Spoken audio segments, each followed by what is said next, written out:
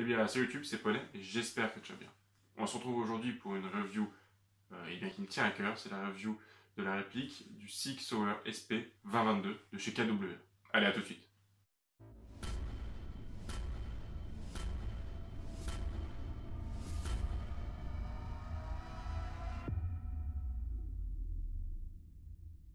Donc, comme en l'habitude, on va commencer par un petit historique de l'arme originale. Donc, le pistolet Sig Sauer SP 2022, eh bien déjà il tient son nom des fabricants d'armes qui lui ont vu mettre le jour. Donc d'abord conçu en Suisse puis produit en Allemagne. Et 2022, eh bien de son année minimale de fin de production, donc 2022.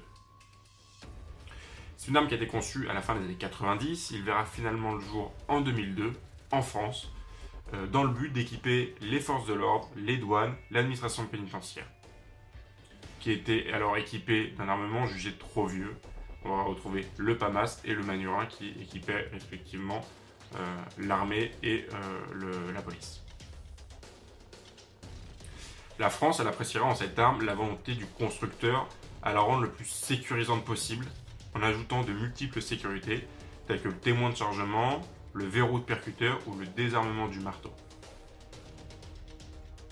Également commercialisé pour les civils, le pistolet va recevoir l'appellation SIG Pro lorsqu'il va s'intéresser au marché professionnel. Il est chambré en 9x19, il va être équipé de cartouches des Parabellum, puis par la suite de cartouches COPS, cartouches opérationnelles police, afin de réduire la perforation et ainsi éviter la sortie du projectile du corps de la victime. On va le retrouver dans un coloris noir ou alors biton qui sera réservé au marché civil. Et on remarquera d'ailleurs que la version biton possède une sécurité supplémentaire au niveau de la culasse. Depuis peu, le SIG Pro est fabriqué aux États-Unis dans l'état du Newington, modifiant ainsi ses marquages. Donc là, on aura la réplique d'un SIG Pro ancienne génération. Maintenant, on va passer à la réplique.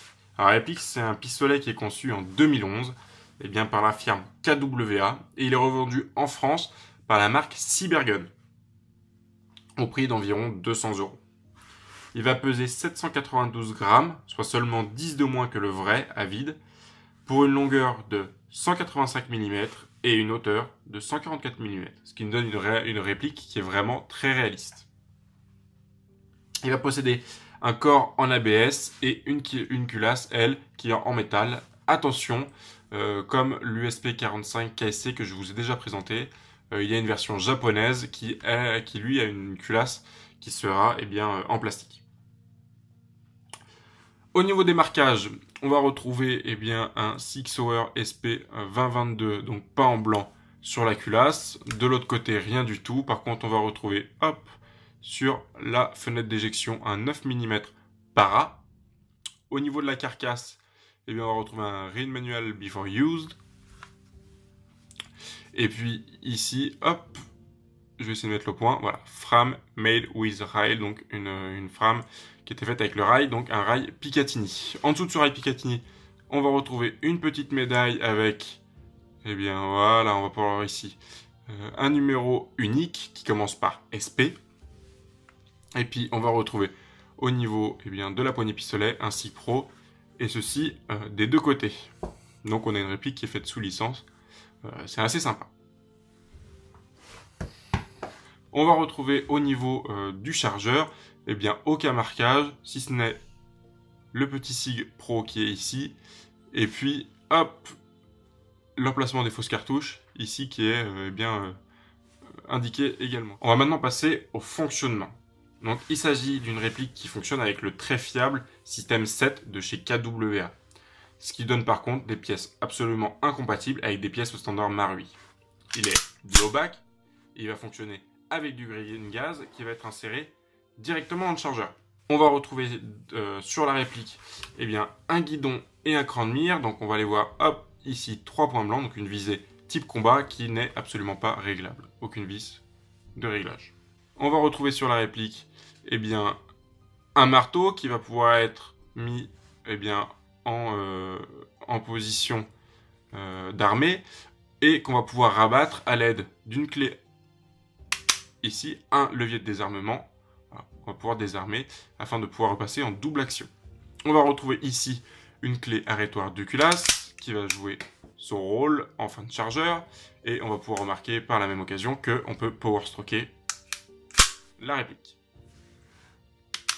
On va retrouver ici le bouton de crochet de chargeur qui n'est pas ambidex, par contre qui pourrait être modifié de côté, qui pourrait être changé de côté. Au niveau du chargeur maintenant, on va retrouver un chargeur d'une contenance de 21 billes avec la valve de remplissage du chargeur en gaz qui se trouve au cul. On va retrouver derrière le bouton de purge et puis ici le gaz route. Donc petit plus au niveau du remplissage en billes. On va pouvoir tirer la languette et la bloquer automatiquement vers le bas. Ça va nous permettre de recharger plus facilement. On va finir avec le démontage sommaire de la réplique et puis le réglage du hop-up. Donc pour le démonter, on va venir tirer la culasse jusqu'à ce que ici on voit un petit creux, il soit au niveau de la claritoire de culasse. On va par l'arrière pousser la claritoire de culasse, on va pouvoir la retirer, on va faire glisser la culasse en avant, et ici on va retrouver le ressort récupérateur avec sa tige guide qu'on va pouvoir sortir facilement. Et puis on va avoir ici le canon externe, le canon interne avec le bloc hop-up. Voilà, on va pouvoir retirer assez facilement. Canon externe, bloc hop-up, donc ça pour les retirer, c'est également tout simple, il suffit de venir retirer cette grosse bague ici dorée qu'on voit. On va constater ici que le canon externe et donc la chambre ici sont en plastique. Ça c'est vraiment dommage. La roue de réglage de la chambre hop-up est en métal, mais par contre le reste de la chambre est en plastique. Et puis du coup le canon externe et même la fenêtre d'éjection ici sont en plastique. Ça c'est vraiment dommage. Alors pour conclure, c'est sûr que ça va être une review qui va être un petit peu rapide, mais bon, ça reste une réplique que je vous laisserai vous-même vous documenter à ce sujet. Et bien déjà, la chose qu'on va aimer sur cette réplique, ça va être le fait qu'elle devienne très rare. Si on retrouve son homologue non blowback sur les terrains assez régulièrement, et c'est vrai que cette réplique blowback, elle est assez rare. Le fait qu'elle ait été produite en 2011, qu'elle n'est plus produite et qu'elle n'est plus vendue, ça en fait une réplique vraiment sympa à amener sur le terrain. Bon, par contre, ça veut dire des pièces assez compliquées à trouver, et pour trouver des deuxièmes chargeurs, je vous raconte pas, c'est une vraie galère. Ce qu'on va moins aimer par contre dessus, ça va être dans un premier temps sa visée de combat. En fait, c'est-à-dire que ça va être une réplique, on ne sait pas si elle est du côté civil ou si elle est du côté militaire de la chose. C'est-à-dire qu'on va avoir des organes de visée type combat qui sont clairement beaucoup plus orientés civils. Je vais vous mettre une photo à l'écran des organes de visée normaux qui dotent la police et la gendarmerie. Donc on voit cette petite trait. Donc là c'est pas les mêmes organes de visée, donc ça les puristes vont pas apprécier. Également il va nous manquer des marquages. Les marquages propriété de l'État va manquer. Et puis par contre on aura le marquage SIG Pro plutôt que le marquage SIG Sauer. Donc on ne sait pas si c'est une version civile ou une version police, gendarmerie, on va dire une version force de l'ordre. Également il va nous manquer un marquage ici, donc le lieu de création de l'arme originale. Normalement on est censé avoir la ville en Allemagne où elle est créée, ou maintenant la ville aux États-Unis où elle est créée. Ça, bon, c'est un marquage qui va nous manquer. Ce qu'on va trouver vraiment sympathique sur cette réplique, vous voyez là, elle reflète la lumière, c'est sa culasse qui est parfaitement, qui est assez, vraiment très belle. Voilà, elle reflète vraiment le côté métallique. Dans la main, on a l'impression de tenir une vraie arme. C'est quelque chose qui est vraiment sympathique à tenir en main. Elle est très réaliste. Et puis du coup, elle passe pas inaperçue sur le terrain. Je rajouterai également qu'il manque ici une pièce qui est pour moi très importante. C'était le témoin de chargement. Alors, en airsoft, c'est pas efficace parce qu'on n'utilise pas des cartouches. Par contre, c'était un grand point fort de pourquoi est-ce qu'elle a été créée, pourquoi cette arme a été créée. C'était par la présence de ce témoin de chargement qui permettait aux policiers de pouvoir porter cette arme chambrée par rapport aux autres armes qui ne l'étaient pas. Donc c'était une pièce vraiment peut-être toute bête à fabriquer, qui n'a pas été fabriquée. Je trouve ça dommage qu'on ne puisse pas avoir cette pièce sur la culasse.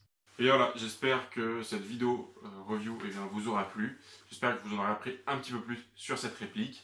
Je vous laisse avec un test chronie de la réplique. Et puis, il ne me reste plus qu'à vous remercier d'avoir regardé la vidéo jusqu'au bout. Et jouez bien! Donc tasse de tir donc, du SIG Pro 2022 KWA avec eh bien, du gaz AB Brut Sniper et de la bille en 0,20 g. Donc on y va tout de suite.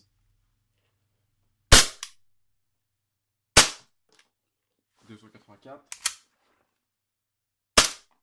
282, 277, 273, 274, 265, 262, 259, 256,